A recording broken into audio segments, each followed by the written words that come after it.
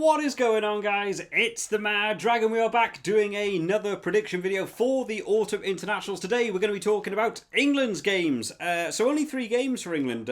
So we've already done the Scotland game, the Wales game, and the Ireland games. So we're on to England now. All the other teams have had 4 games. England only have 3. I'm not sure why. If anyone finds a magical game that I've missed somehow, feel free to drop it down in the comments and I'll comment on who I think is going to predicting to win that game. So England not having a great Six Nations, fair to say, ending, I think they did 5th, was it, in the end? I've got to cast my memory back 6 months now to when that ended. So England will be looking for a bit of redemption here. They went into their July internationals, very second tier team. A lot of people going off with the Lions. Eddie Jones has already talked about how unhappy he was about that Six Nations. He's going to hack out 30% of that team by the next World Cup. A lot of new players coming in. A lot of injuries in that July test for them, unfortunately. They lost the game, or they missed the game, sorry, not lost. They lost the game overall. They missed the game against Scotland due to whole things going on with viruses and what have you. So that game didn't get to go ahead. They went on to play the USA, who I remember that game being a little bit tighter than I thought it was going to be. A lot of cobwebs to shake off for some of the sort of second string players for England. And then they went on to play Canada, which, if I remember rightly, was a bit of a demolishing. Unfortunately, Canada, I don't think will have enjoyed their summer tour an awful lot. So England going to be going into this probably pretty happy with their summer tour, really, but be looking to improve towards that Six Nations. So starting off, the first game versus Tonga. Now, Tonga had a bit of an issue playing against New Zealand. For anyone who hasn't seen that scoreline, I advise you to go watch the highlights to that game because that was brutal. New Zealand, learn to stop when you're already going to win.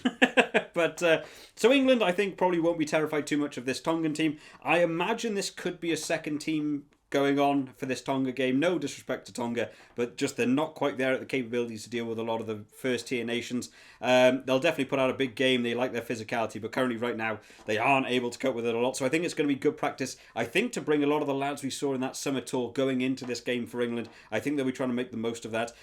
So for me, first game versus Tonga, I'm going to call an England win. On to the second game, England versus Australia. Old rivals here, a lot going on back in the days here. I'm trying to remember if was Eddie Jones involved with the Australia team that beat England in the World Cup. I can't remember which way around it was, or was he the other way around? I've forgotten which way around he was now. But England and Australia have had some great games in the past. They're always going tooth and nail, fighting it out. I actually feel like these games are better in World Cups. I feel like the England-Australia games, when they play sort of in the other internationals, aren't necessarily quite the same intensity. Australia not having the greatest summer tour. I've said this a couple of times now. Did they win against France overall? I'm not even sure who won in the end. Did Australia win 2 games? But there was certainly some game management from Australia against those France teams that they just feel like they could have won the game and just kept throwing it away. France doing the same thing really though, so they won't be necessarily too happy. But that game they did have against France, where they had the Corey Betty red card, they came out and showed what Australia had to bring. Since that, from what I've seen, they've lost against New Zealand twice, and there may have been more games that I still need to catch up on with a lot of the Southern Hemisphere stuff going on.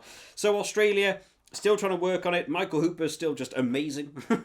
So many other people trying to stay on his level. But England, Australia will be fun. I reckon it'll be quite an interesting game because I imagine Eddie Jones for this one will be bringing in probably new tactics, new sort of kicking styles. We've seen their old style. They used to do the kick over the tops, the grubber kicks through to people like Johnny May on the wing. I wonder whether they might go for a more aggressive front-up approach to this game.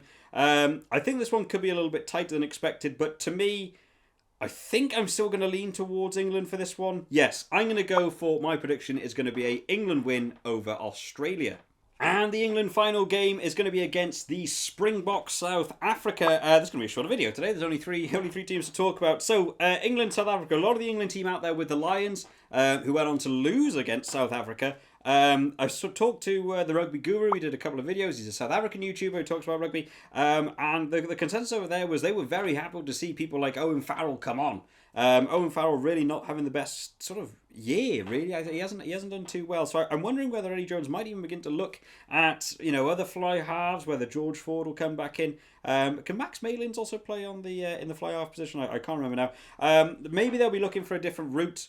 Maybe they'll be looking to actually go for 2 proper centres rather than putting Farrell at 12. Maybe they'll try and mix it up. They definitely have the capacity to take on the South African set pieces if they really have it in them. The England set piece can be very good. However, we did see in the World Cup final, when it goes wrong, when it rains, it pours. South Africa will absolutely get on top of you if you let them. You can't afford to give them the opportunity. Maka Vunipola had a couple of issues in the Lions tour against the South African scrum. He's pretty much their first choice in there. Kyle Sinclair also in there.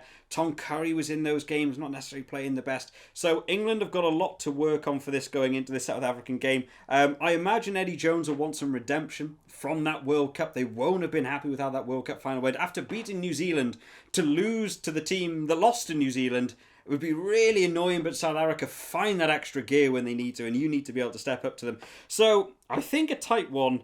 Who are South Africa going to have played by then? They might have already played Wales and Scotland, potentially, it looks like by my notes here. So, I mean, again, I don't think England have got necessarily the hardest build-up to it. I think they could have potentially a couple of injuries coming from that Australia game, but will pretty much be a starting England team going into the South Africa team. South Africa might have lost a couple more people in this. I think I'm going to make the prediction.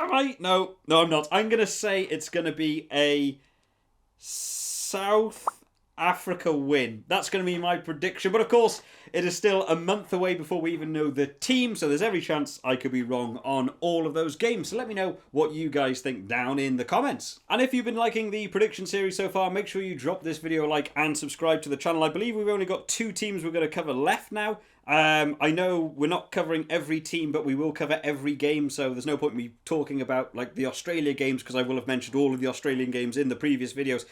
So make sure you subscribe just to keep up to date when then they come out. And if you have enjoyed this video, like I said, make sure to drop this video a like. It's really useful, it's really helpful, it does help the channel out a lot. But make sure you do drop down in the comments what you think. I'm always tend to be wrong on these predictions. In fact, I'm almost always wrong. I don't know why I keep doing these videos, but it'll be fun to look back at in about 2 or 3 months or so, and we can look back after the internationals are over and see how the predictions went on. But I hope you all enjoyed today, guys. I will see you next time. Bye bye.